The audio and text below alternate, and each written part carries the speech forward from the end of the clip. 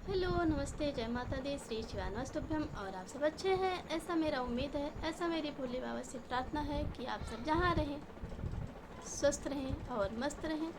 मैं गुड़िया तिवारी स्वागत करती हूँ आप सबका अपने यूट्यूब चैनल पर। तो हम लेके आए हैं एक कौसानी मैया का बहुत ही प्यारा सा गीत जो कि कजरी के राग में है। आप सबको अच्छा लगेगा, ऐसा मेरा उम्मीद है।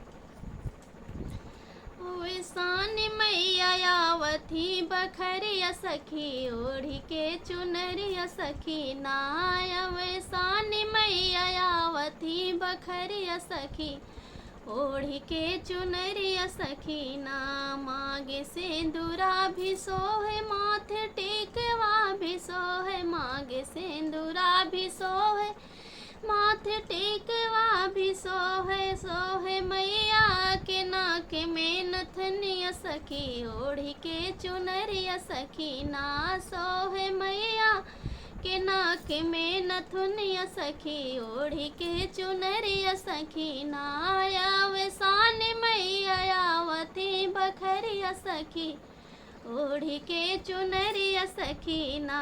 पाँव पायल भी सोहे अंगूरी बिछुआ भी सोहे। पाँव पायल भी सोहे अंगूरी बिछुआ भी सोहे। सोहे पाँव में मैया के रगनवा सखी ओढ़ी के चुनरिया सखी ना। सोहे पाँव में मैया के रंगनवा सखी ओढ़ी के चुनरिया सखी ना।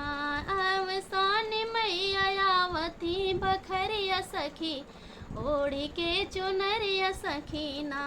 अंग लहंगा भी सोहे अंग चोलिया भी सोहे। अंग लहंगा भी सोहे अंग चोलिया भी सोहे। सोहे मैया के अंग में चुनरिया सखी ओढ़ी के चुनरिया सखी ना। सोहे मैया के अंग पे चुनरिया सखी ओढ़ी के चुनरिया सखी ना। हाथ कंगना भी सोहे हाथ चूड़िया भी सोहे। हाथ कंगना भी सोहे हाथ चूड़िया भी सोहे। सोहे मैया के हाथ में मेहंदिया सखी ओढ़ी के चुनरिया सखी ना। सोहे मैया के हाथ में मेहंदिया सखी ओढ़ी के चुनरिया सखी ना। सोहे मैया के अंग पे चुनरिया सखी ओढ़ी के चुनरिया सखी ना। धन्यवाद।